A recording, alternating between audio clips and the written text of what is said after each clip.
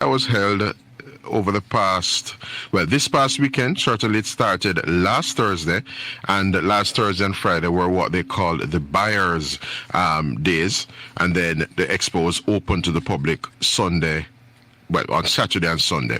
We're joined by the Vice President for Exports at JAMPRO, yes, the Jamaica Promotions Corporation, Sonia Linton. Good morning, Ms. Linton. Good morning, Marlon, and good morning to your listeners. All right. Well, good morning. Thanks for joining us. And on behalf of the listeners, let me say good morning to you as well. So we just had, by all indications, a successful staging of Expo Jamaica 2025. Just start out with your own assessment of the Expo that we would have had this past weekend. I believe it was a really good Expo. Mm-hmm. I believe that, as we said, the best of Jamaica was on show. The best of Jamaican products and services were on show. We were satisfied with the turnout as well from the public. And I believe that just listening to them, listening to the patrons who came on the public days, they were really impressed with the quality and the number of exhibitors that were there. So I would think initially it was a really good expo for all concerned. Yeah. And just share with our listeners the kind of support that JAMPRO provides to the Expo. We know that the JMEA are lead players in relation to bringing exhibitors together and whatnot. But share with our listeners the kind of collaborative work that ensues ahead of Expo, any staging of Expo, where JAMPRO is concerned with key stakeholders. Well, JAMPRO and JMEA have been long-standing partners where Expo is concerned. JAMPRO, our mandate really is to grow exports and to grow investment-led exports, really. So we have been partners with JMEA. JMEA, as you rightly said, are the lead organizers for Expo Jamaica. JAMPRO comes in where we own the buyer recruitment process. Expo is largely about making connections and connections that will grow businesses. So what we do is we recruit local and international buyers to come to Expo to see what is on display, to see exhibitors, to see Jamaican manufacturing and Jamaica services industries. We bring, for example, we bring supermarket chains, we bring hoteliers, because a part of JAMPRO's mandate as well is linkages. And these persons, these companies, hotels, supermarkets, big wholesalers like the Price Marts, the Mega Marts, they buy locally as well. And we want to showcase what is being produced here locally and put these two entities together, link them together. We bring in overseas buyers because, again, we want to grow exports. So we bring buyers from overseas to come down and see what it is that Jamaica is offering, to see Jamaican manufacturers at their best, to introduce them to products and services that some of them are already familiar with, because a lot of our buyers are returning buyers, and some of them are new. So we really put the best of Jamaica on display, and JAMPRO recruits these buyers, bring them in, and on the first 2 days, I know Expo is open to the public.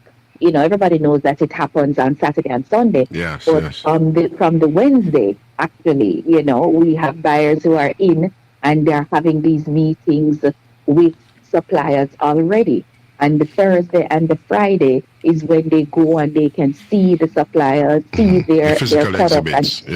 And sometimes some of the meetings we have don't even take place at the National Arena, because some of the buyers are allowed, to go and see the production facilities, to have their conversations there. So this is one of the critical component of exposure, of executing an expo like this. And this is where JAMPRO partners with JMEA. And this we have been doing for years. And in terms of the linkages side, because when you speak of linkages, you made mention of hoteliers, you're speaking of some of the hotels that operate here in Jamaica, yes, and avail themselves from time to time of supplies, yes?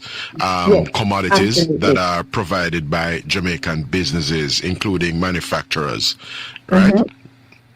Absolutely. That's absolutely what it is. Jamaican companies that are operating in Jamaica, hotels that are operating in Jamaica. Mm-hmm. I mean, they are buying their meat kind, they're buying their furniture, they're buying their craft items for their gift shops. Mm-hmm. They're buying things for their spa. One of the things I was really impressed with this expo is the quality of personal care items, that were on offer, that were on display. I mean, mm-hmm, high quality that were on display. And that's a growing market. It is a growing. The beauty industry is billions of US dollars, and I was impressed to see the quality and the caliber, mm-hmm, of items that we were producing here in Jamaica. True. And I know in just walking the floor and talking to the exhibitors, a lot of them, they had like the hotels, because a lot of these hotels have their own spas, mm-hmm, and a lot of them were targeting these specific, they want to have the conversation with these buyers, to say, we have these items here and they are available locally.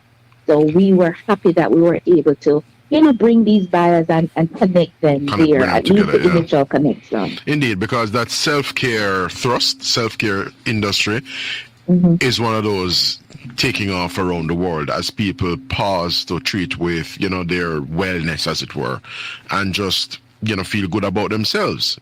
Downtime. Absolutely. Whenever I go to the hotels, I see the agents, as it were, being fairly aggressive and robust. When I say aggressive, I don't mean in a pejorative sense, of course, but yes, they are fairly, active and in place to try and offer their service and try to upsell while you're, mm-hmm, there on vacation. Mm-hmm. Absolutely. All right. The industry. The Investment, Industry and Commerce Minister, Auburn Hill, often extols the virtues, Sonia, of expanding our horizons as manufacturers and exporters and entrepreneurs here in Jamaica generally, because the world is to be seen as our oyster. The global community is, the global community beckons.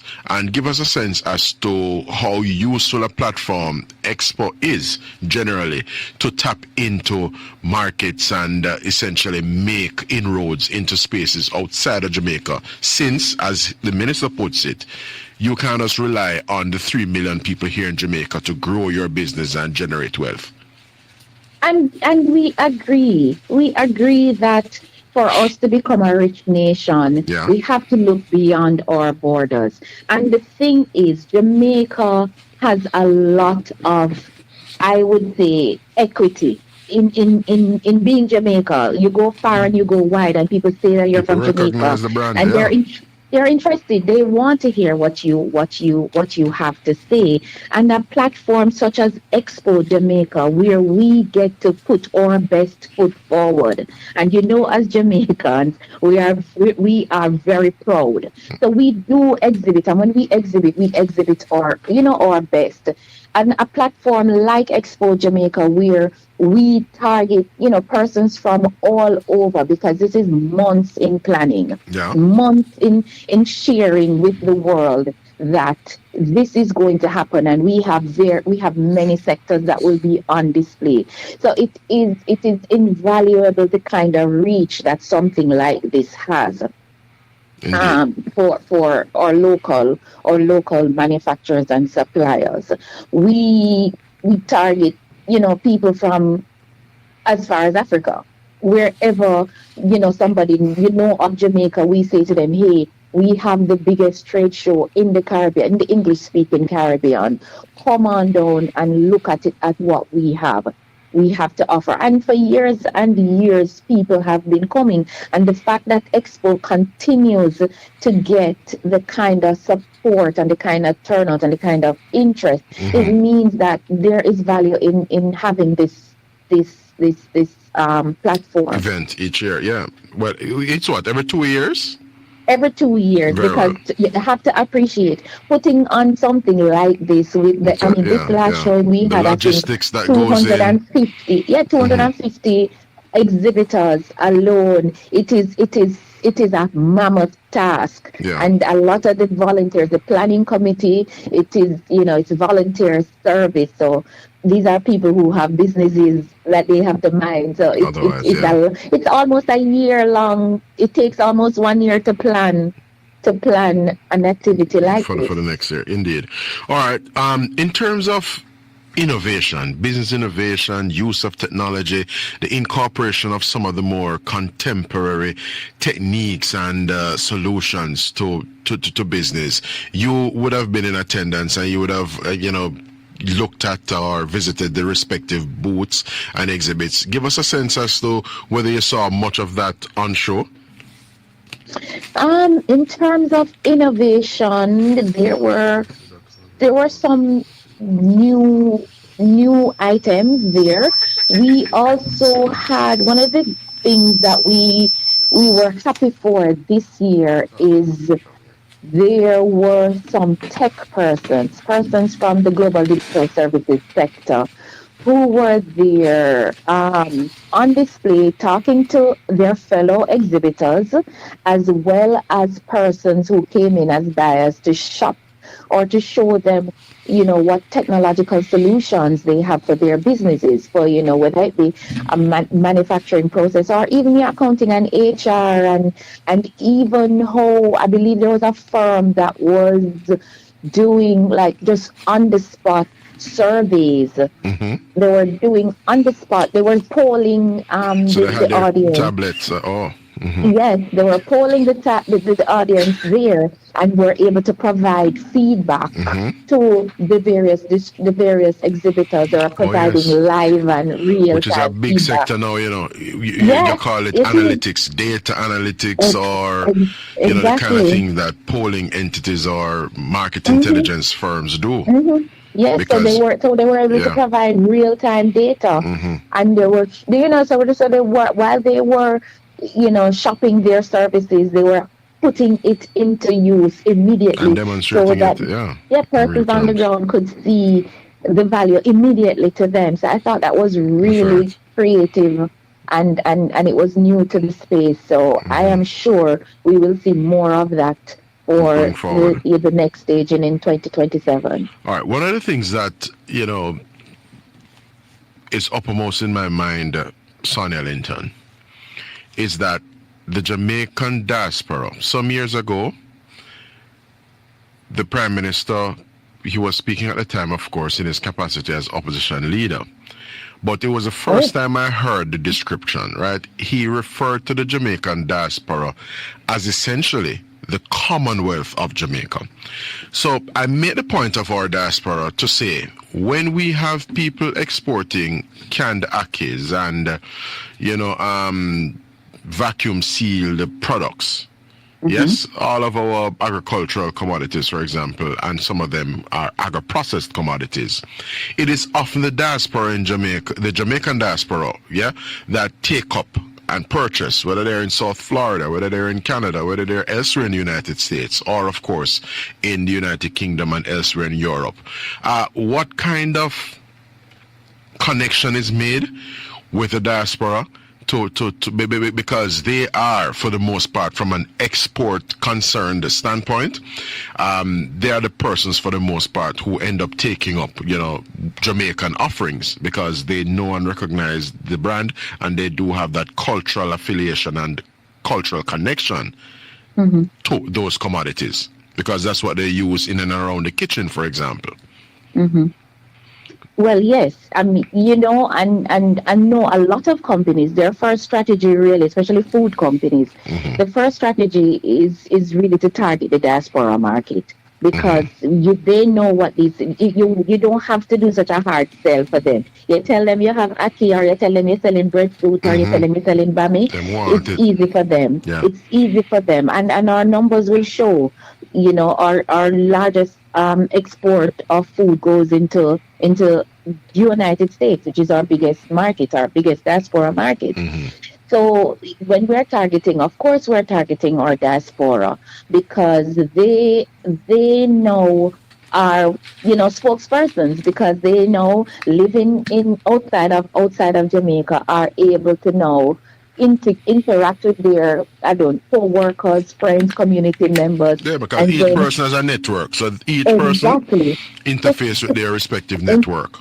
And that is how we get the growth, and that is how we get the crossover. Yeah. And that is how we find persons that are coming who don't really look like us and sound like us, but are going to tell us that they love to eat ackee and saltfish, or they eat hardwood bread, or so it is very important for us to stay connected with the diaspora, and to be able to leverage their community and their networks to grow what we are selling here in Jamaica. I may have missed it, but based on what took place over the 4 days, how many patrons would the organizers say attended upon or passed through the Expo 2025, Sonia? I think we are still tallying that. You can appreciate that everybody was started on Monday. And I know we had, talking about technology, we did have our technology persons doing the scanning and counting. I do not have that data, but we can get that and get back to you. I'm sure we can give you some preliminary counts before the end of this week. It is in the week. tens of thousands. Of course. I mean, did you come? Because at one point I was exhausted. I have to be honest. I made my way to Grand Slam. My wife is a major athletics fan. We secured our tickets, some time ago, and Friday, Saturday, and Sunday. Although we could have left Grand Slam on one of the days, but because one of the things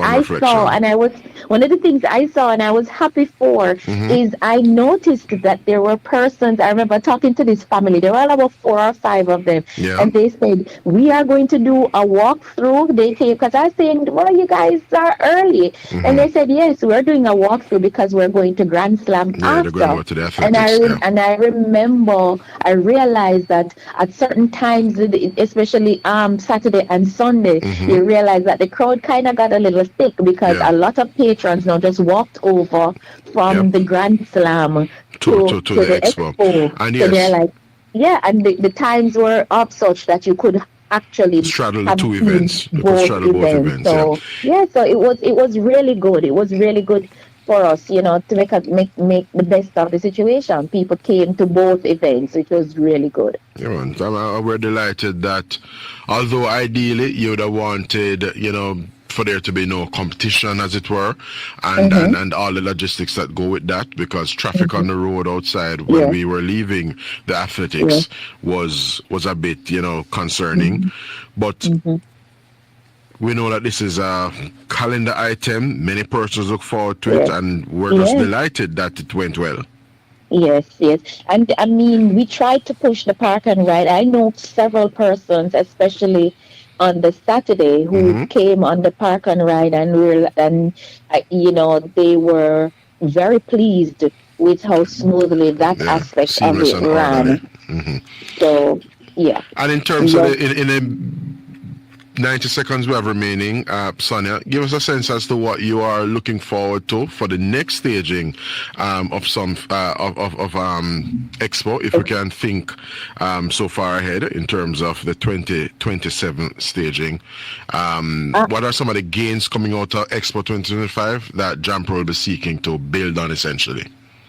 Well, coming out of 2025, again, we want to continue to bring quality buyers to the Expo, quality buyers locally and from overseas. So this is something that, I mean, as I said before, JAMPRO really owns bringing buyers here. And we know that we have quality manufacturers. We know that we have quality products. So it is our focus is to continue to bring quality buyers together with these exhibitors. Look, just coming off of this expo, one of the things that we want to do now as a follow-up is to make sure that all of these meetings that were had, to follow up with the exhibitors, to follow up with with the buyers, to make sure that, the deals are now made, are sealed, and the products and the items will now be moving out of the warehouses, moving out of the manufacturing facilities, and building on what we achieved, building on, the meetings that were had. We want to make sure that the economic effect will be felt. So following up with the suppliers, following up with the buyers, to make sure that the deals are sealed and the contracts are signed. And so we have that, and we will now build on that for the next expo in 2027. Indeed. Because again, we want to have the economic effect. We want to feel the economic effect of this expo. Absolutely. That's what all Jamaican stakeholders and well-wishers want to see. Really want to thank you for your insights this morning, Sonia. Thank you very much. Thank you to your listeners too. Have a great day, everyone. Very well. Same to you, ma'am. So that was, listeners, the Vice President for Exports at JAMPRO. JAMPRO, of course, is the Jamaica Promotions Corporation. That was Sonia Linton sharing with us on the recently staged Jamaica Expo 2025. We're going to go to the break, and when we come back, we intend to take some of your calls. Remember the numbers, 212-9824, and there's also 462-0919. Do stay with us. Soon come back.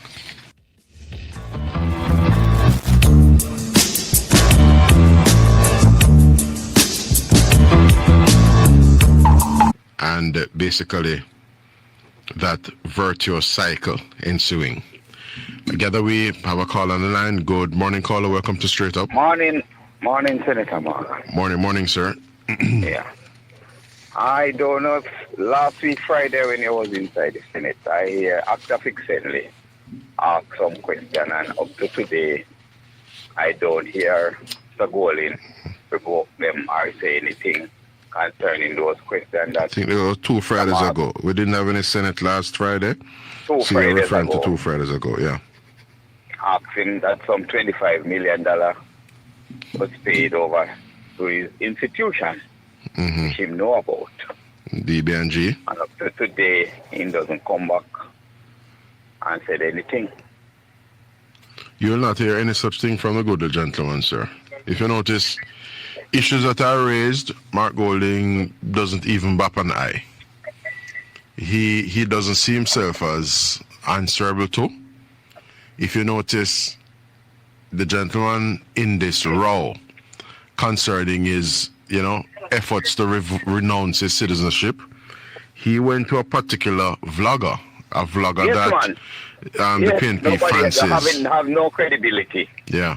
So he didn't elect to come in an open and transparent way and apprise all of us. He just flashed something on social media with a certain clown saying, yes, we see it.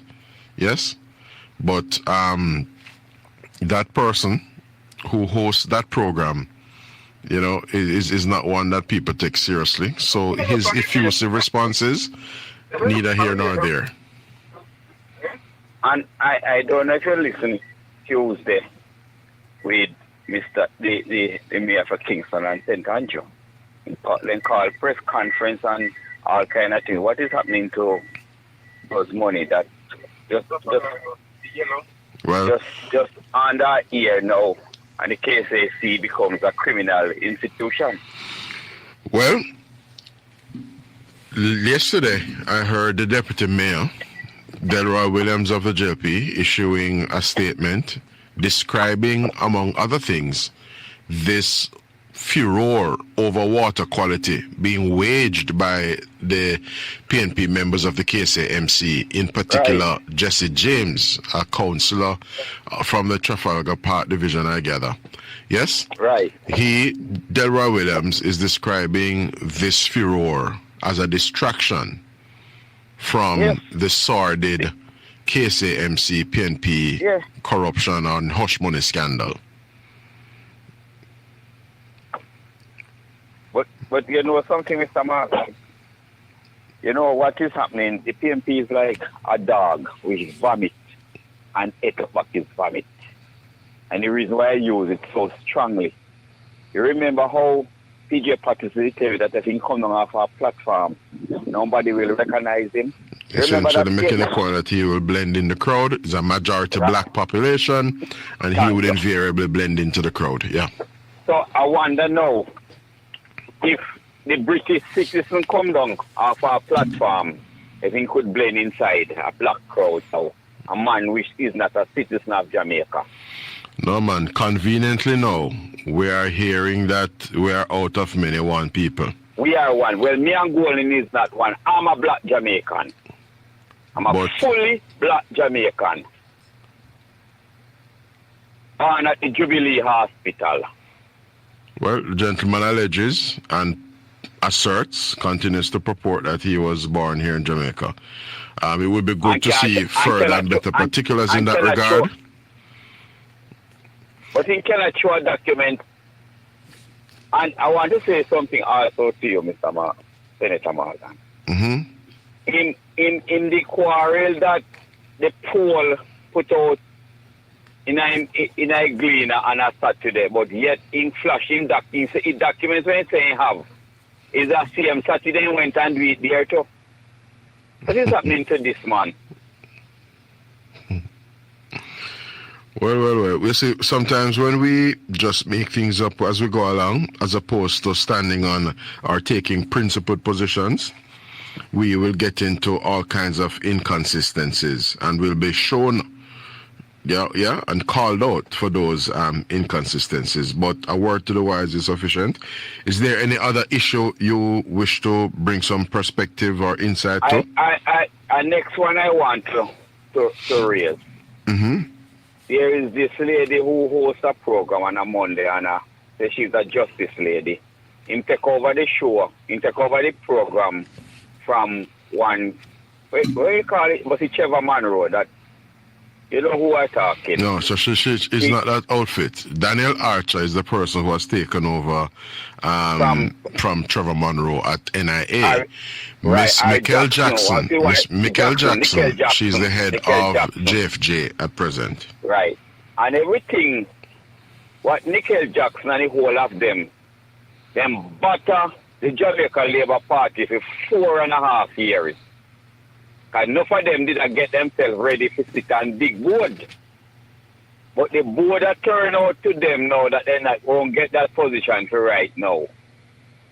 And everything that the police them do, that crime is coming down by 36%. History in Jamaica. Mm-hmm. She have a problem with it. Well, all I have to say, Mr. Morgan. Mm-hmm. Mr. Morgan? Yes, sir. If the police train to keep the law in a country, not a gunman, that's where I stop with Jackson. So you are on the side unequivocally of the police, and you reject and denounce, yes, in the strongest terms, any action that would have the effect and utterances that have the effect, Carl, of demoralizing the police. Am I understanding you correctly? Thank you very much. And the police, Jackson, the police then is doing an excellent job now. And all we need to do, Jackson, is to support the police force, Jackson, that we can get to a country that continue to have development in our country, Jackson.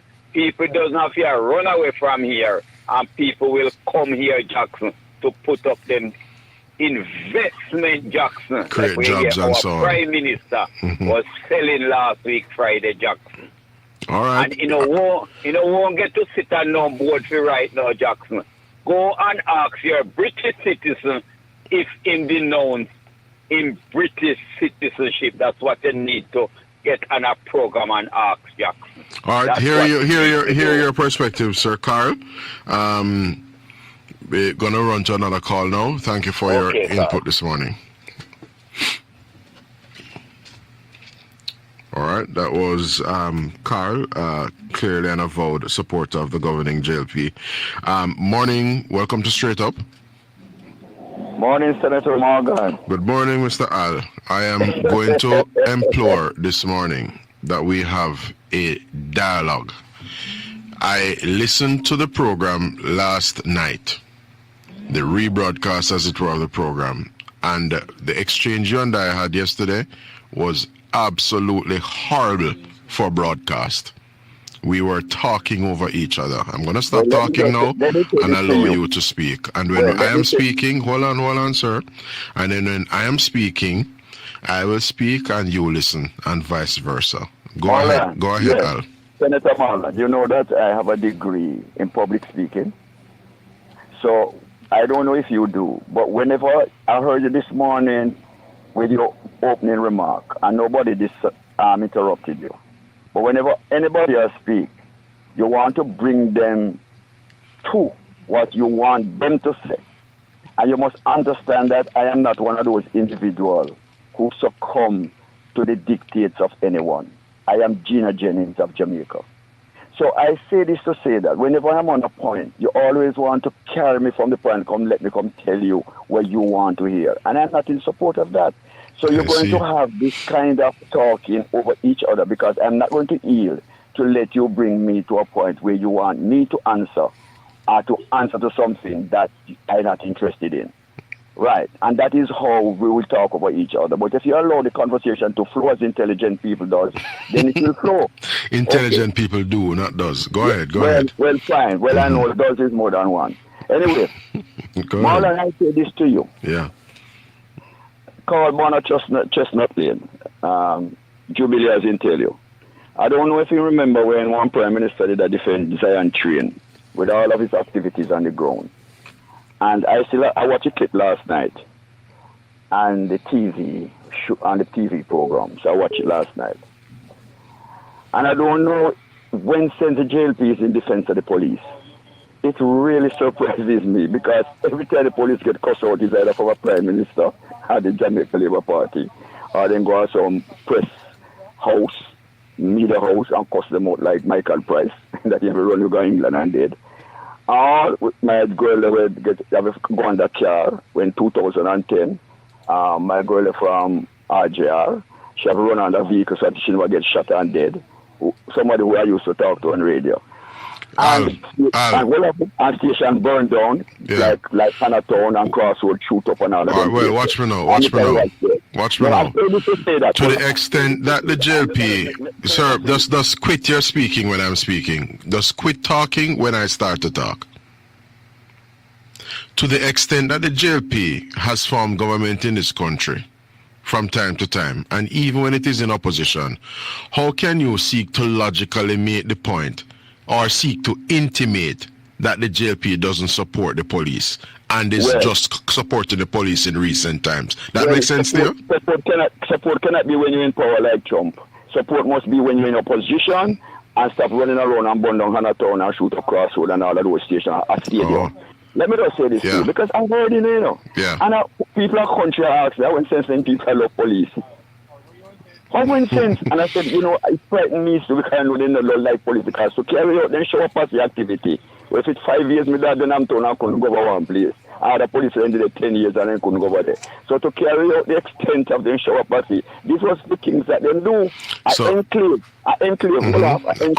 Enclave, yeah. Like entrepreneur, yeah. Enclave, and now they might come talk about crime of blood. If had they stopped that enclave from developing, that little mushroom, that little cocoon from expanding itself across the nation to Montego Bay.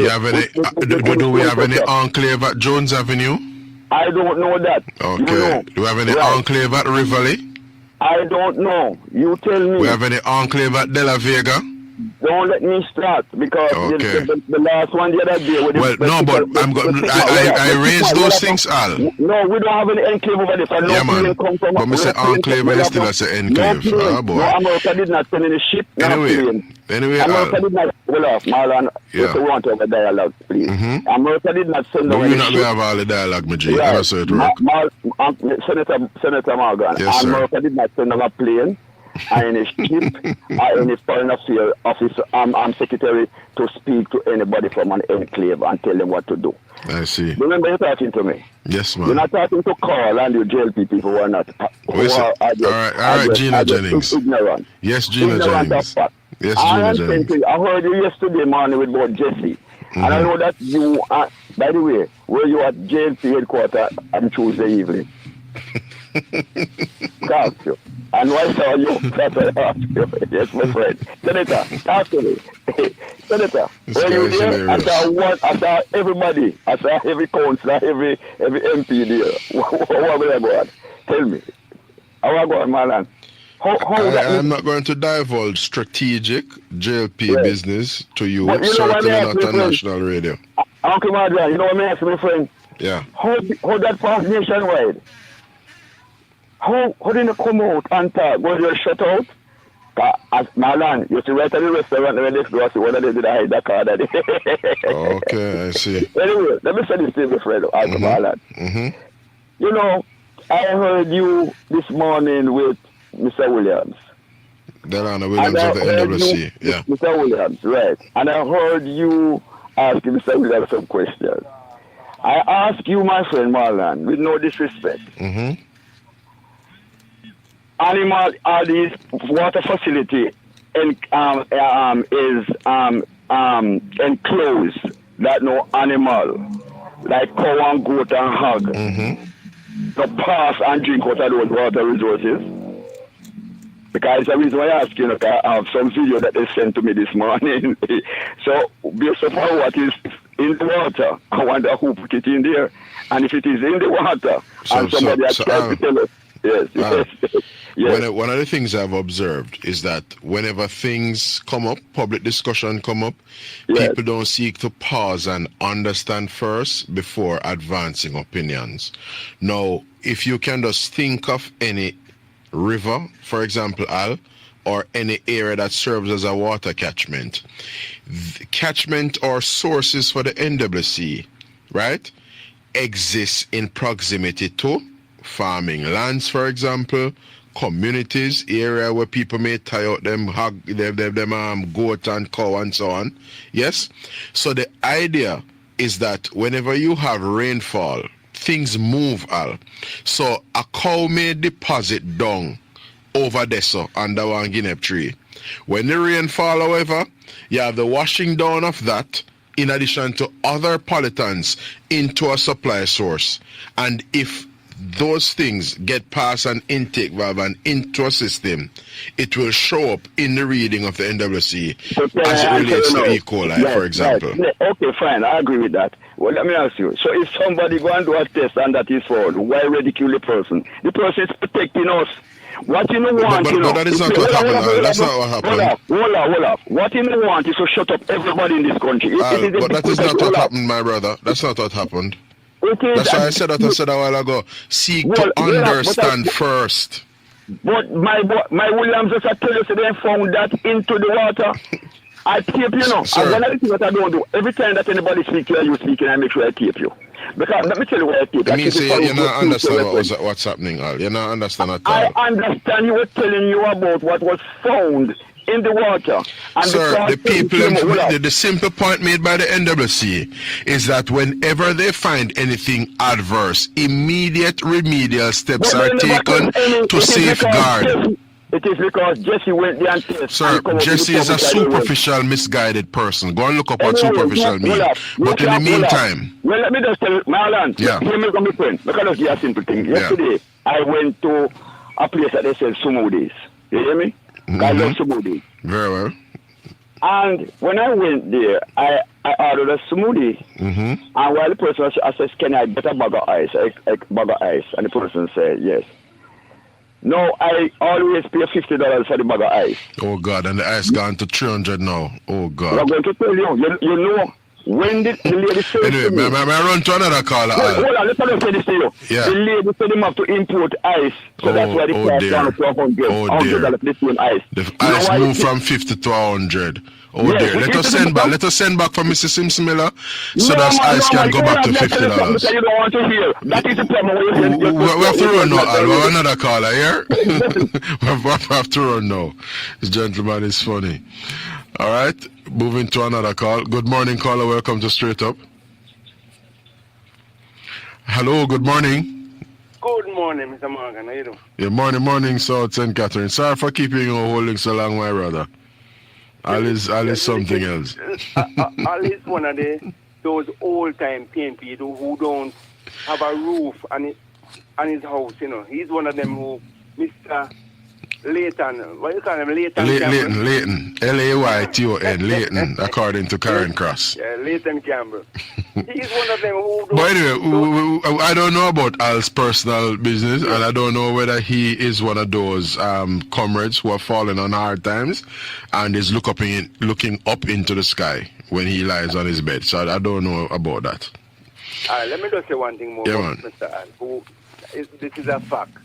Al was one of the person who first came out and denounced Mr. Golding. He was one of the, what you call it, insurrectionists. Isn't that the word? The resistance people. In other words, I remember him vividly on many social media platforms and discussions with Princess Hall, Karen Cross, and others. His name is Halvern July, and he was one of the staunch critics of Mark Golding, but he has since had an about turn of sorts. You know. So he was saying Mark Golding only big like sweet pepper, but in the hot. He said several things, sir, because as you hear him on national radio, you can imagine how much more unbridled he was on social media. That's a thing I want to ask you this morning, Mr. Morgan. And I don't know if you can answer that and things like that. Are you true stand? At Farrington Drive, where Mark Golding lives now, that house did not build from scratch by Mark Golding, you know. I believe he lives at Cherry Drive. There's a house at Farringdon, which he has an interest in. Up in near to Barbican there. Mm-hmm. Yes, it's a place that I know well and thing. That house was one of the houses that the Finsack house. You know that. That is one of the Finsack That's house. one of the properties that would have been acquired because of default of the original owner. Yes, and I can tell you three because I used to in that era, and even further up by where the former Minister of Finance there, Mr. what's his name? Omar Davies. Omar Davies, yes. Even that house. And lastly, the house that Peter Phillips, up by Mountain Spring. Mm-hmm. All of those houses acquired by Finsack. So you're alleging. So you are alleging Yes. because we here at Newstar, we haven't quite done the research. Yes. I know that the Prime Minister dropped some words some years ago that it was in the height of some house discussion, and the Prime Minister fired a barb that him not living in a Finsack house. So I suspect he was firing shots at I suspect the opposition leader at the time, Dr. Phillips, but I don't know for sure whether Dr. Phillips, Omar Davies, or Mark Golding's Farringdon Drive property, yes, are in fact property coming out of Finsack. So when Mr. Mark Golding come out and say that him have nothing to do with Finsack, why Mr. Mark Golding? So why can I say lie on the phone? No. You're saying everything that man. Ask why I'm so controversial. Yes. Ask why there's so much obfuscation. Yes, where he's concerned. And when he come out and say him have to go into line and to get a visa to put in a British passport from Jamaica. And when you're a British citizen, you can travel the world Basically, without yeah. a visa. You know. Yeah. Don't miss up, don't Yep, miss Morgan. that is correct, sir. But what we would like to know from Mark Golding is whether he answered the questions truthfully in relation to making an application for a UK visitor's visa, because it would be quite interesting to hear the things that he would have to see and learn, the things he would have placed on that application form in circumstances where he held a British visa and he's seeking to get a UK visitor's visa in his Jamaican passport. And lastly, because time is up on you, this I-95, when him fly to America, him have to put where him born. And him put Britain. So him saying born in Jamaica and him saying go up in Jamaica. Yeah, you have seen any application of the gentleman where that is concerned? Yeah, I-95, you have to put where you're born and when you land in America. You're saying on the immigration form? Yeah, I-95. So you have had sight of any immigration form completed by Mark Golding? I haven't. That's why I'm asking you. Yes, Mr. Morgan. you work with PICA or any other authority in the United States or UK? I can get that. Mr. Yes, Sultan Catherine. Can we have to wrap up now? Mm-hmm. Yes, we have to wrap up. That's what I said lastly. Yeah. All right, you take care and we talk again. All right, work on the form in the meantime and get the form to me. I'd like to see Mark Golding's immigration and customs forms that he would have filled out. Yes. Okay, sir. If it is that Mark Golding is prepared, of course, to share that with the public. Anyway, Okay, sir, we go to the NPR News. We come back at 11:10 with more here on the program. Do stay with us.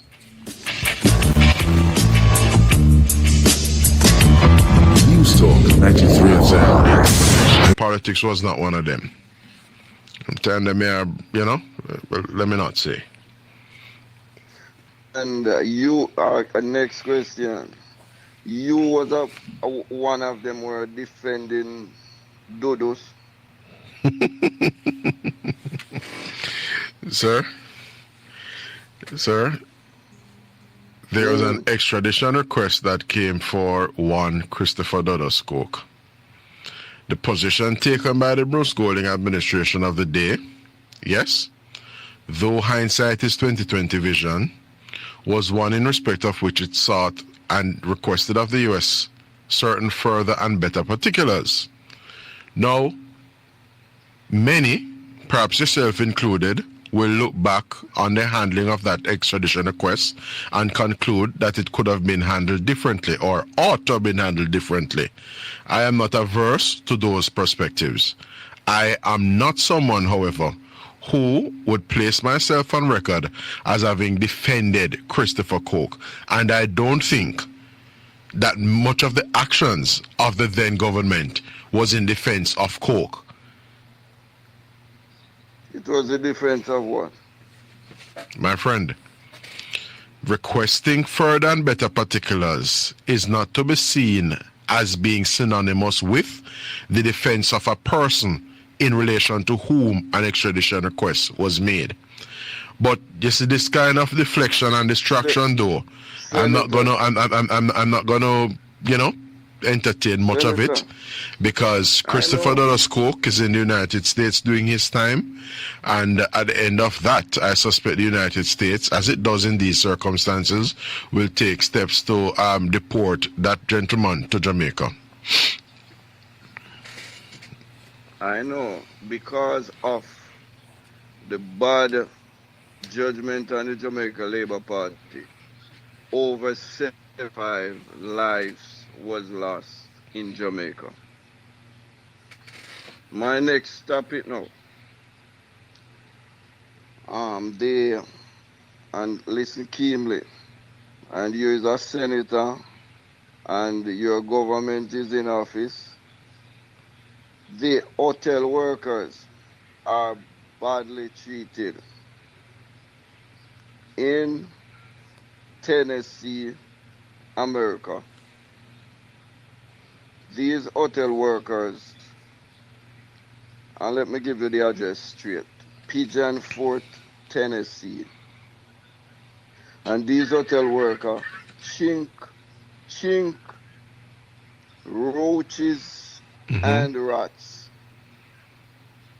And they have to pay their utility bills, their transportation fees, and rent. Oh, and so explain to the listeners, country.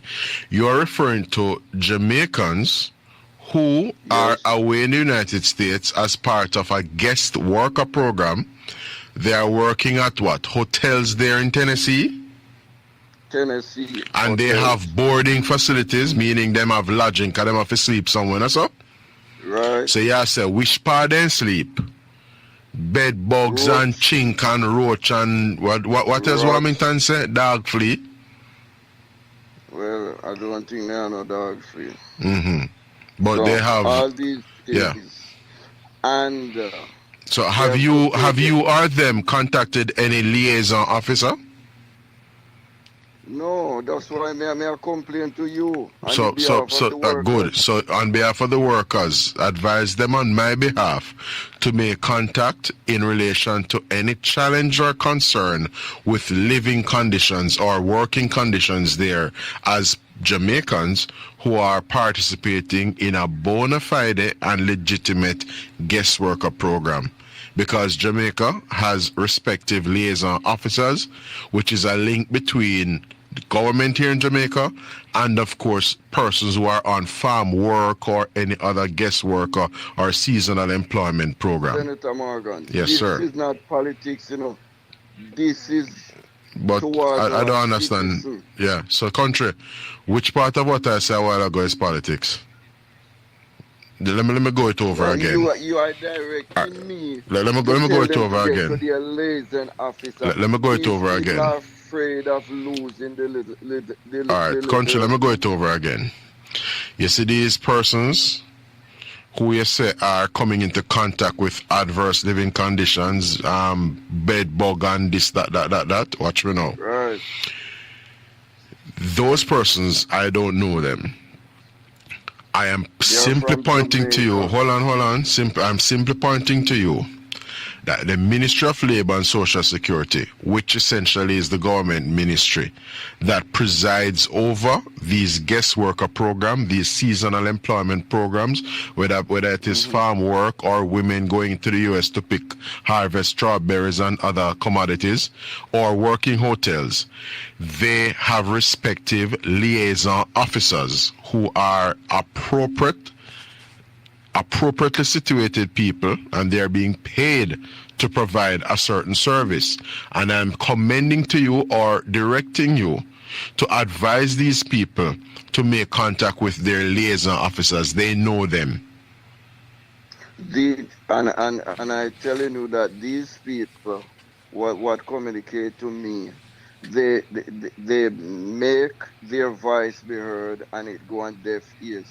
What I'm complaining to you to do, take it to the Ministry of Labour.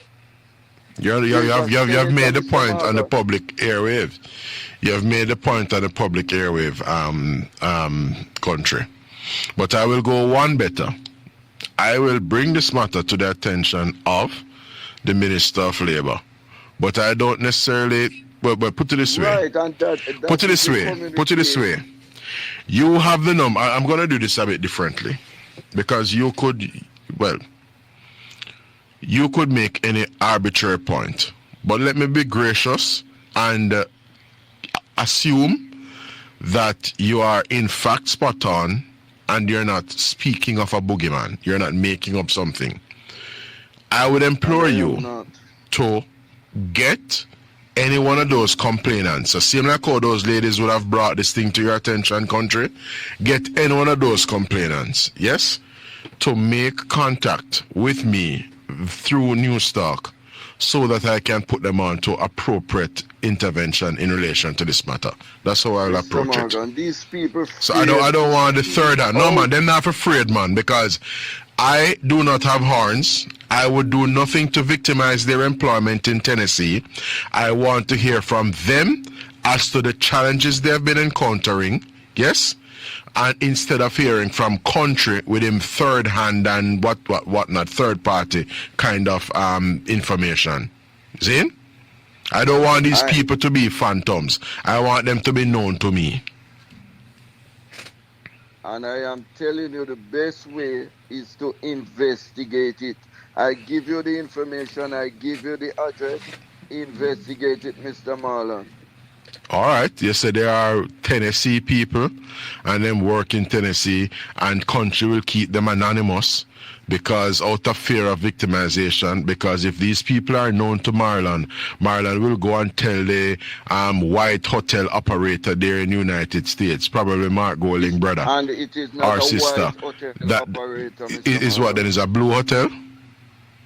It's a black hotel operator. Oh, I see. So it's not Mark Golding brother, then it's country's brother. Okay, I understand. No. It's maybe not my brother. I have a little bit of black blood in me. I'm from Europe. I came from. I was a family of the Spaniard, the Red Indian. I see. I'm not from Africa. I see. All right, So, we will. Please investigate this matter. All right, sir. All right, I hear you. Okay, thank you. Okay, sir. We are running to another call. Good morning, caller. Welcome to Straight Up. Hello, good morning. Welcome to the program. Hello? Hello, good morning. We're hearing your caller. Go ahead. Yeah, good morning, Marlon. Good morning, John. Two things here. Mm-hmm. I remember 2008. Yeah. When we had this financial meltdown. Mm-hmm. And the then finance minister, Shaw, told the nation that Jamaica won't be affected. At this time. As a matter of fact. He said at this time. You remember the at this time reference? You heard that part of the phrase?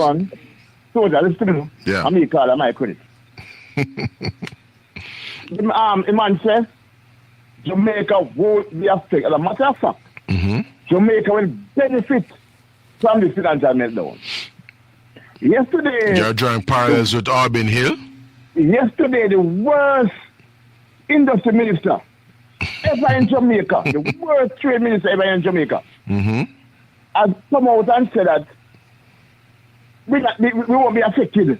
And who's the best? Would you say Tony Hilton is the best or was the best? Huh? Would you say Tony Hilton was the best? Tony Hilton was very good. So who was the best? Who was the best?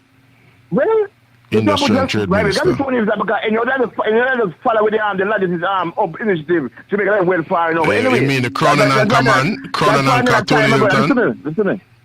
I remember the then Consul General. Yeah. Said that Auburn Hill must not be in any position in government. They recommend that because of the findings, there's some deal when they go through. And me say, diplomat of him, and the man has made so much trip. And up to now, you can't find one trade agreement the man come with. Say, yes, we have signed a trade agreement with these people to take effect. To, who's the Minister of Foreign Affairs and Foreign Trade, John? Who's the Minister of Foreign Affairs and Foreign Trade? The Minister of Industry and Commerce. Yeah, goes out and he goes and he make arrangement. Yeah, man. He's our export ambassador. He's Jamaica's export ambassador. Everybody, every Caribbean country, almost everybody in the world, I say, this tariff business, you have a deal for them country. And I'll be there. Can't say, boy. It's not going to Jamaica, don't look at it. Oh, let me tell you something. Who will election call this man? Who will election call? Anyway, I heard you elsewhere in Radioland last afternoon, you know, with your disparaging reference and whatnot, John. So tell me this, right? Well, sadly, you may have been across radio platforms this morning, so you may not have heard our conversation with Delano Williams, the corporate communications person at NWC. Did you have the benefit of our discussion? No, I don't from them. Oh. Until them take the thing and show it. I have seen the last report water report. I have seen it. Yeah, man. You know why I'm find the land with them. You know, you're not from them. As a matter of fact, they are enemies of the state. They will try with treason. You're going a bit too Because far the now, water John. policy, But because the they reason... get the people. So, John, you're venturing far, and what you're doing when you do that is exhibiting a degree of recklessness, as it were, and desperation. Say what you mean. That, You know in my what view, hold on a minute, something I say. In my view, would not add points or runs on the board for your political party of choice. No, the Jamaican people, the people of Jamaica who is going to vote. If you listen to them, if you listen to the majority of them on this water issue, you'll have to stop talk. Anyway, have a good day, my brother, because I'm supposed to do. All right, good. All right, we're gonna make contact with another caller. Good morning, caller. Welcome to Straight Up. Yes, Mr. Marlon. Good morning, sir. Good morning, Mr. Milton. Yes, sir. First thing first, I have a two topic here. Yes, sir. Mr. Carl was on your show earlier on this man, right? That's correct. You know, say allow that man to leave your program as a more ignorant person. As did John a while ago. Yes, you so conclude that, John. Hold on, Milton. Do you agree with me that in as much as... Hold on, Milton, man. You said something a while ago, and me I said something. You DJ something, and me I DJ something bigger. The same salvo you fire at Carl in relation to how he left the program this morning, more ignorant. I don't leave your program. There you go. Would you concur with me that John would have left the program a while ago more arrogant and ignorant as well? Big man, with the greatest respect, say. Yeah. The talk show is to facilitate discussion. So that you don't know. Go ahead. Or you bring John in the conversation. So how you bring Carl in the conversation? The sentence. Now by the same token that you brought Carl in the conversation, with sir. No, respect, Mr. Marlon. You see, an educated person duty is supposed to be to educate, you know. I agree. And you, people like you and Senator Charles Sinclair Jr. Are in a better position to inform people like John, and me, Milton, and Carl, and Al. Mark Golding voluntarily. In never to do it through the legal course like Mr. Barnes. He voluntarily did. Was compelled to do it legally if he want to serve in the Jamaican Parliament. Oh, you mean the renunciation? Right, so you are in a better position. You are starting clear enough to inform we. Well, you're touching a good point. You are a parliamentarian. All right, so pause a moment, Milton. I'm going to ask you, Milton, available to you. Milton, I'm asking you to pause a moment, yes, because you touched on something very important a while ago. Any action having the effect of citizenship renunciation on the part of Mark Golding in relation to the United Kingdom would be voluntary in nature. Zane? Because there was no court action. Hold on, I'm saying, man. Allow me to say what I'm saying, man. Stop preempting me. Do not preempt me, Milton. Milton, I am speaking. Do not preempt what I'm saying, sir. I am simply making the point that Mark Golding wasn't compelled by court action. He was compelled rather and led rather by his own political calculations. He knows that the public was upset. All right. The public takes serious umbrage to the dual citizenship. Mr. Morgan, I think I have made my point. And no, man, I want you to make the other points that you're making in addition to this point. So you have the floor now, Milton. To call you make the man left a more ignorant man. I can bring John Nardo. But John has to do with my conversation. Anyway, the by-election in South Chilani is 6 months past. You want to remind us what the representation of the people accepts? How long can a constituency remain without a representative at the parliamentary level? You remind me, no? Sir? You remind me. Because you mentioned South Chilani. Yes, sir. It got over 6 months now. Sir, can you remind your listeners what the representation of the people access, sir? You know where South Chilani is? it's from Ms. Dalrymple resigns as a member of parliament. Has she been replaced yet? So just to inform you, Milton, there was, in fact, a by-election, or should I say, there has been a by-election in Trelawney Southern. You can also refer to it as South Trelawney. And the former member of parliament was the JLP's candidate again in that said by-election, and she was duly returned as member of parliament. She now occupies her seat in the lower house, Mr. Milton.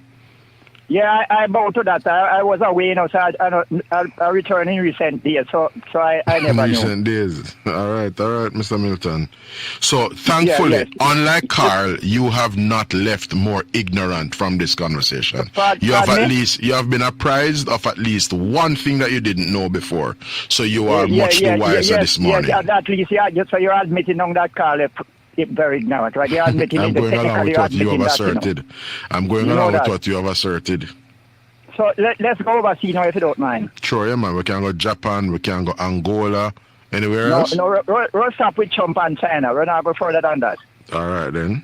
Yeah, the trade war. Technically, it's going to boil down to China, you know. I don't know why Trump never just go ahead and import what he want to import on China instead of into other countries, especially some of the European countries, because he's gonna drop those. Mm-hmm. So what do you mean when they say to go boil down to China? The common enemy. When they say to go boil down to China, unpack that based on your view from the rest of the listeners. Go ahead, Milton. Pardon me?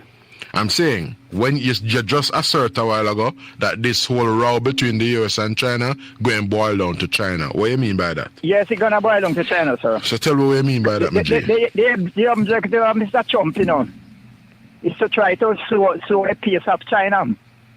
Because China is a direct threat to European dominance of the world, you know, world affairs. European dominance or US dominance? Yes, China is a direct threat to European dominance of world affairs, sir. That's well documented. So what you're saying in short is that this whole notion of tariffs is an attempt by the Trump administration to put a fly in China's ointment. Pardon me? You are asserting, therefore, Milton, that this whole business is to put a fly in China's ointment. Yes, but Mr. Trump never made any that is his feet in saying it from. Yeah. All right. Hold the line, Milton. We're going to run to a quick break. Hold the line. We're going to just at 212-9824 or 462-0919. That is 212-9824 or 462-0919. Morning caller, welcome to the program. Hello? Oh, yes, Milton. You're back with us. Go ahead. Complete the thought. Yeah, I'm asking if the DPP is... No, sir, a lot of things the West Andrew may have sent. Yes. So I'm wondering if the DPP, Paul is back in our chair. Yes, so Paula Llewellyn is back in office, sir. That is correct, Milton. The government prevailed in that legal action. You'll recall that there was an adverse ruling initially. It was appealed and unappealed. Paula Llewellyn, consequent on that appeal, is back in place as DPP, much to the chagrin of some people. Some people. You know them, some folks who you will see at certain meetings dressed in a certain color shirt. Your line politics, party with a lot of things, Mr. Morgan. You remember who took the action? You were trying to draw Mr. William down the political... So hold on. Milton, who took the action? I'm a technical person. Who brought the action involving the DPP?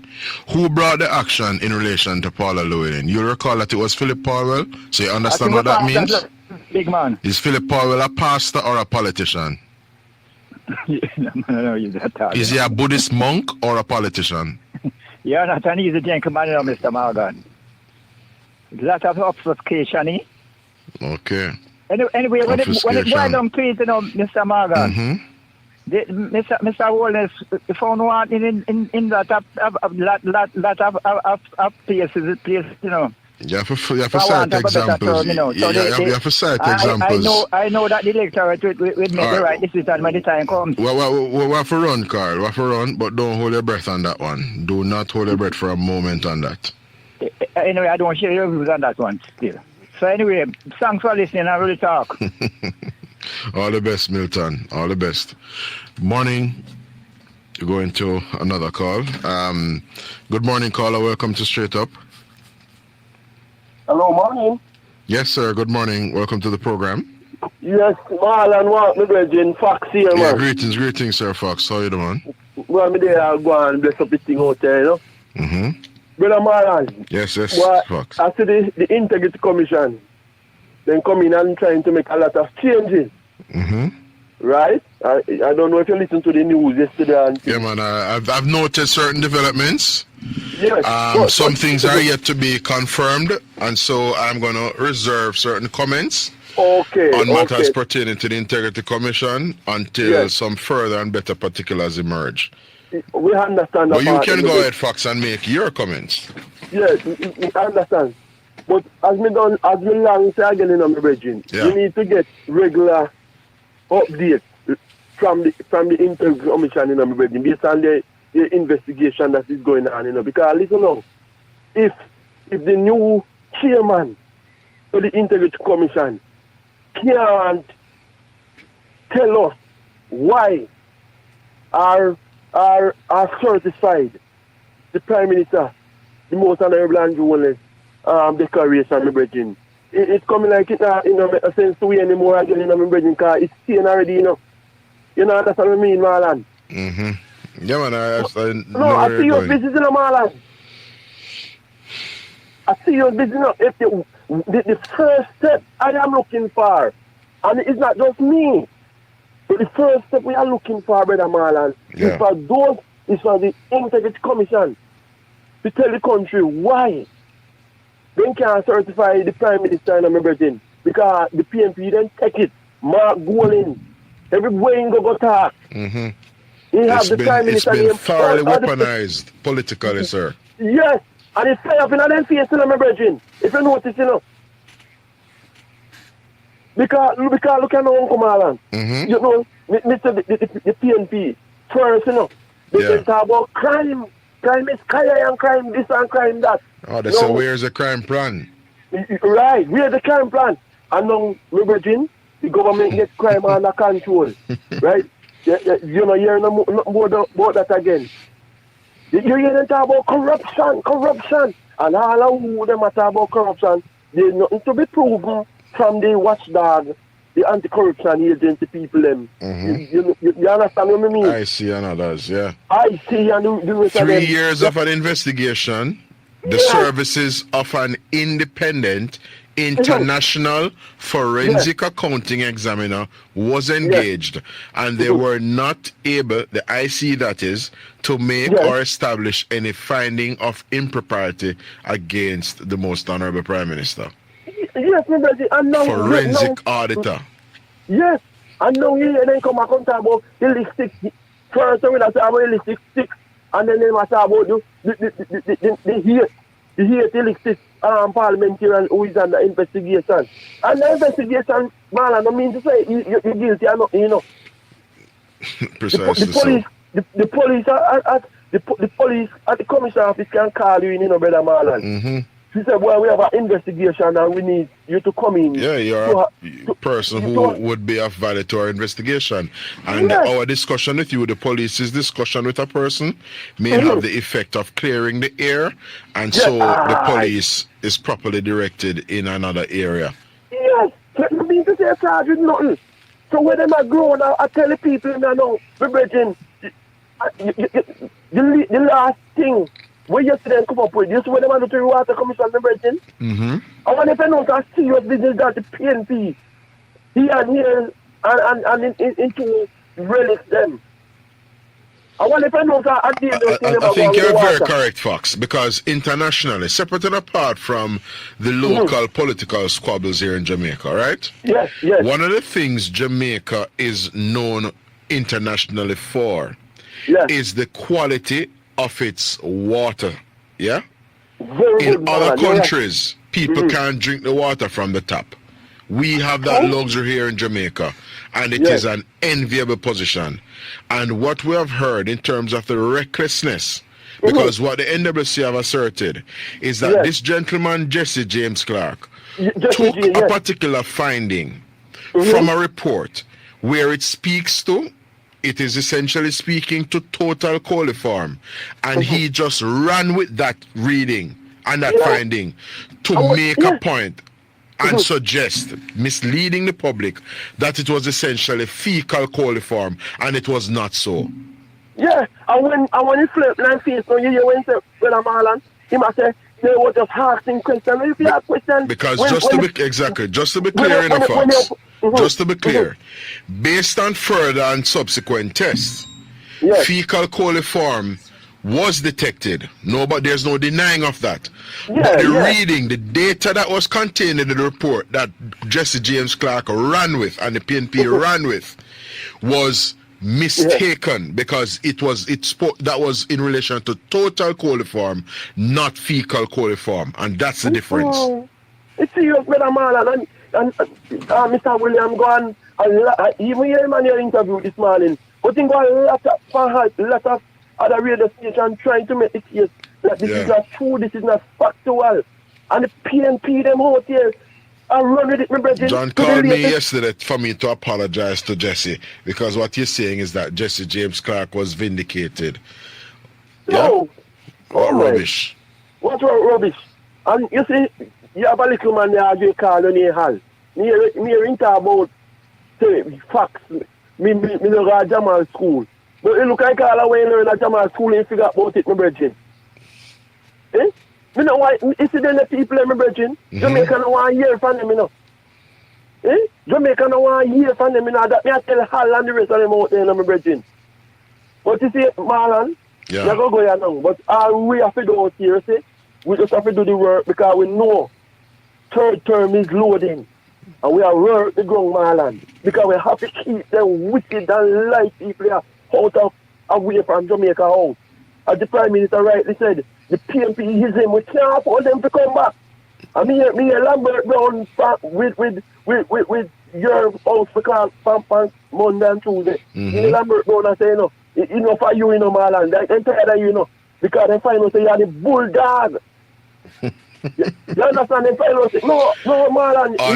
On Sunday I was at the stadium and I was tempted. Fox, on Sunday I was at the stadium and a certain gentleman who I know from high school days, Jeffrey Campbell, aka Agent Sasko, formerly Assassin, he too was in the VIP lounge. Yes. And I was tempted to ask Assassin for a dub plate of his song Mix This. I was tempted, but I resisted and said, you know what? I'm not about to hurt up certain people head further. Yes, but man, I'm continue to do the work, because a long time me call out. I mean, I say, based on how the PNP is misleading people out here. We need to hear somebody, we need to hear a press conference on Billman Road. And you come in the right time, not before time, You appear at the right time, my brethren. I mean, I tell you, your appearance on the platform, on the scene, give the Jamaica Labour Party a rebound, my brethren. I tell you, out there with the pan ground, my brethren. All right. Hear you loud and clear, Father Fox. So, thank you, to keep the fire burning, my brethren. But remember, me tell the PNP them, Mr. Peter King, he might follow Joan God Webley and Jesse James Clark, and he and years. Me see them a follow out the one enough. Patrick Peter King up in East Rural. Anyway, we have to run, Fox. All right, big up yourself, my brethren. All the best, my brother. And perhaps we should close the program on that note, Madam Producer, could we kindly cue up Agent Sasko's Mix This? Marlon, I rush them like a pit bull mixed with a ratty. I'll still sleep on it, getting that dub plate from Agent Sasko. Anyway, good morning, caller. Welcome to Straight Up. Hello, good morning, Mr. Marlon. Yeah, good morning. Yeah, there's some changes in the Integrity Commission. So first and foremost, the public will recall, caller, that retired Justice Seymour Panton served as the chairman of the Integrity Commission. Based on when a number of people were employed to the IC, there are some posts that are coming up that are expiring shortly. I gather the Director of Investigation is one of them that will be coming up shortly. the director of information and complaints. I believe that comes up sometime in July.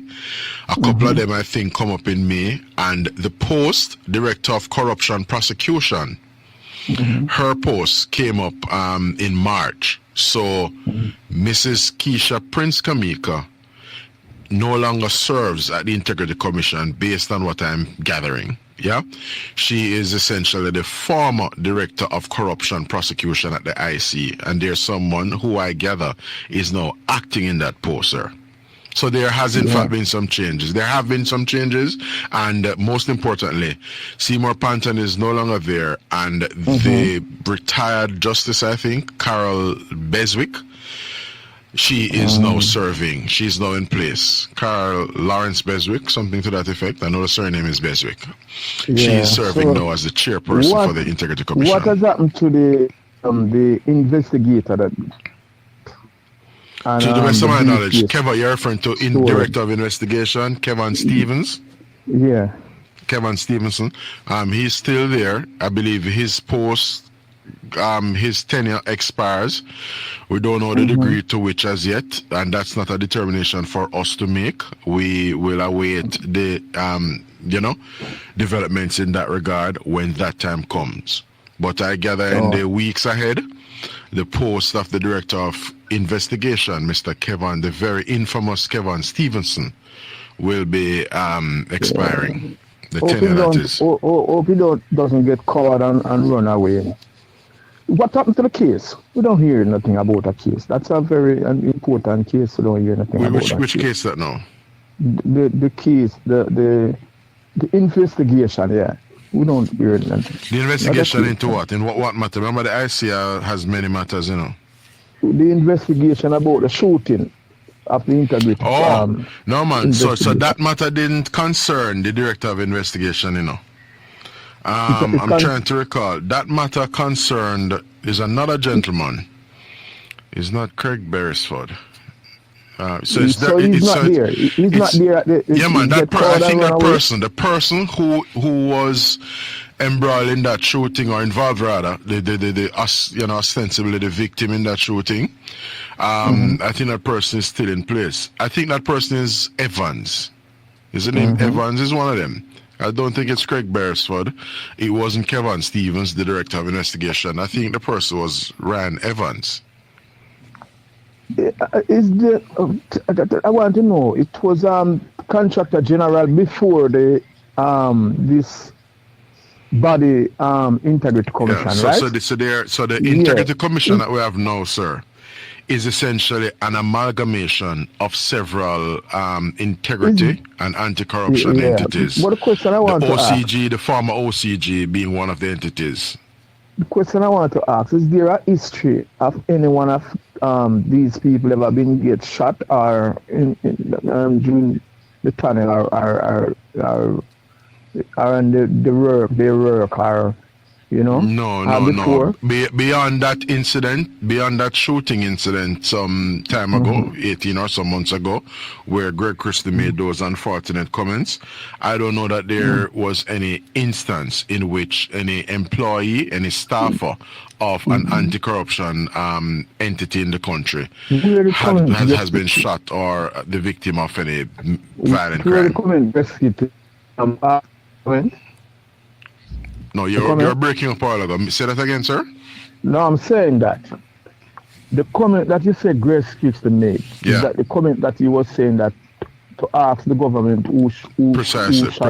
The journalists on the scene in the aftermath of that unfortunate incident, that shooting, the journalists asked Greg Christie essentially, for his reactions or what happened.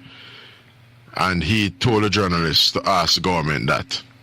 And the journalist proceeded further to say to him, well, I suspect the journalist was taken aback at that response. So the journalist proceeded to ask further, and in asking, he said to Greg Christie, what does that mean, sir? And Greg Christie said to the gentleman, ask the government what that mean. Ask them what that mean. The journalist asked the government, asking the journalist taken aback. Because that is question, journalists make to ask question. So you think the journalists would take it aback? Like, yeah, man. I think remember, this man is the executive director of the Integrity Commission. Yeah. And the journalist knows that officials are usually sober and restrained and responsible in their utterances. So when the man asks Greg Christie for his, reactions to what has happened, essentially asked him what happened. And Greg Christie replied to the man, and it is on tape. Jamaicans heard Greg Christie in his own words saying, ask the government what that mean. Yeah, but Greg Christie work with the government. Is that so? That is correct. Don't work with the government. Greg Christie is the head of the Integrity Commission, which is a commission of the parliament. The Integrity Commission. The government. So he works in the public service. Okay. So that is correct. He works in the public sector. Just one more question I want to ask. The MP, Mr. Broomfield, what happened to his case in Portland? The one that Mr. Vaz's wife take over from. What happened to that case? You're asking about what? I'm asking you about the case, the MP that died in Portland. That they killed in Portland. I don't know what's the latest on the case. Now, you're referring to the unfortunate and gruesome killing of former East Portland MP, Dr. Linvale Bloomfield. Yeah? Yeah, so, like an MP now. I get that somebody who was before the court has essentially run off or something, absconded. I'm not so sure as to what the update on that matter is. I forgot the name. Morgan is the name, sir. But go ahead. It's the point you're making that's more important. Yeah, go ahead. MP is like a governor, in the United States. Is that so? Because he have a body, he responds to a body of people. Yeah. Yeah. And he's a parliamentarian, right?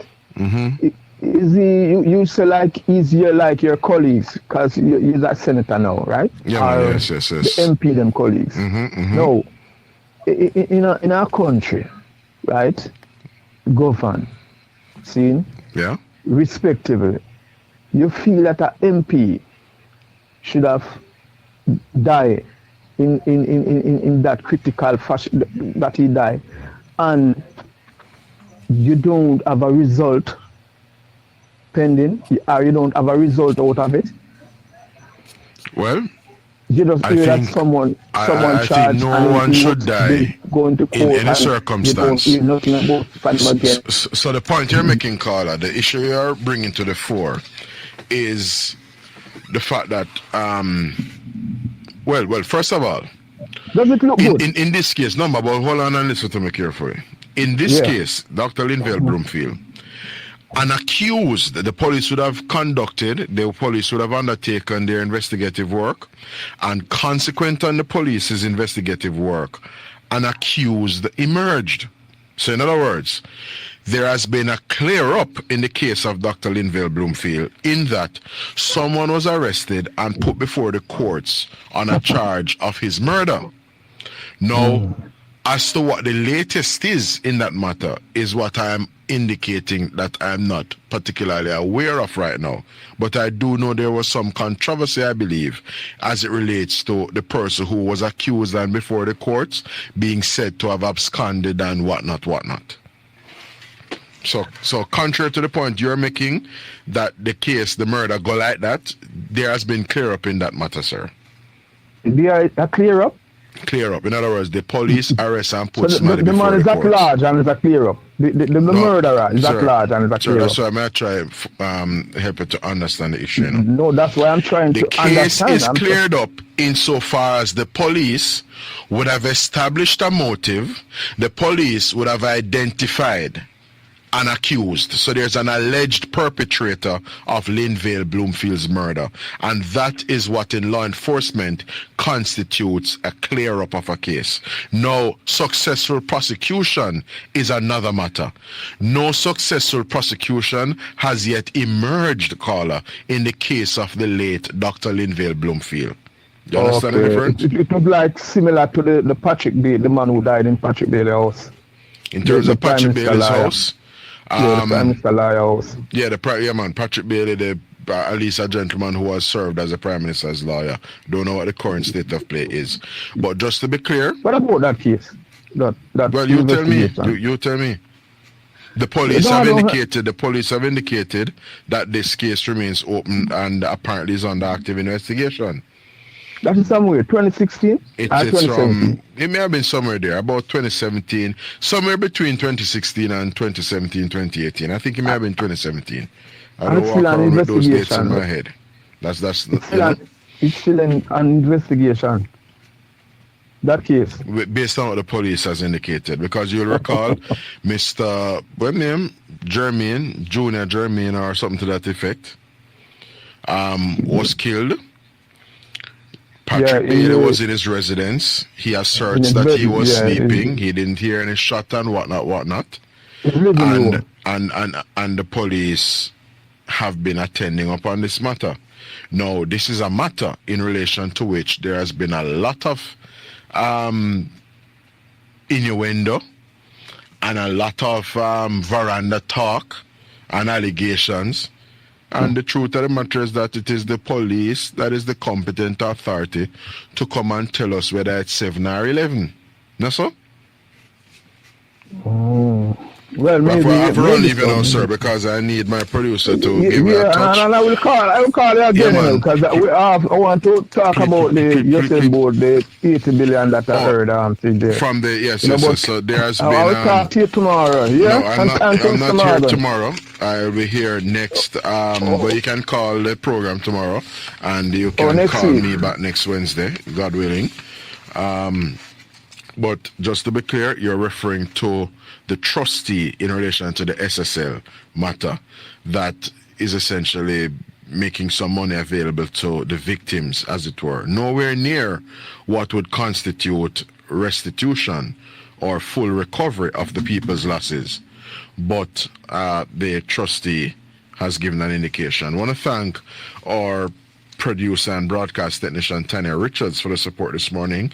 Our intern was Kayla Brown. I want to thank all our guests, callers, and listeners.